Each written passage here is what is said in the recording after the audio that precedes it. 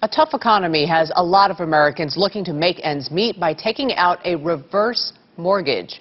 Here with some advice on the pros and cons is our financial contributor, Vera Gibbons. Good morning, Vera. Good morning, Julie. All right, what is a reverse mortgage? Right, this is a special type of loan, a government-insured loan, where you're converting your home's equity into cash.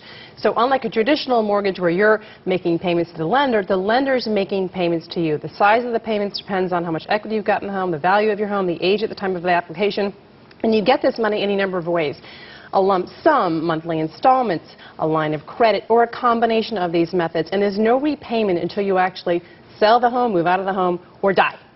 It sounds pretty good. Can anyone do this? Well, there are some requirements. You have to be 62 years of age or older. You have to have a lot of equity in the home, so either you own the home outright or you've got a small balance remaining on the mortgage. So there are a few things to think about if you're considering this. All right, let's talk about the pros and cons of this, starting with the pros. Who is this good for? Why is it good? Well, the reason so many people are doing it, quite honestly, is because they need the cash. They've lost a lot of money in the stock market. Their accounts have been wiped out. So they need the cash infusion. That's why they're doing it. Their back is up against the wall. Right. They can't get a loan, perhaps. They can't do a refi because of the continuing credit crunch. So this is actually a way around this. No income requirements, so you could technically have no income.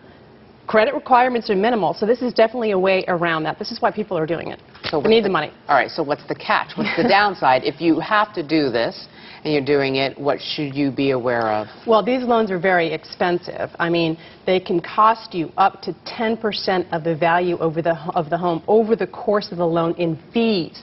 All sorts of upfront fees, from origination fees, appraisals, titles, insurance premium. They really do add up, potentially thousands of dollars. So I think people really could be overwhelmed by these fees. Also keep in mind that if you intend to leave your house outright to your heirs, this is not for you. And you are still going to be responsible for property taxes, for the maintenance of the home. Something to think about. Does this mean if you wanted to leave your home to your heirs, if you do this, you simply cannot? Well, they would actually have to pick up the tab. So if you want to leave your home outright to your heirs, free and clear, you cannot do this. But they're going to give you the cash, and you can do whatever you want with the cash.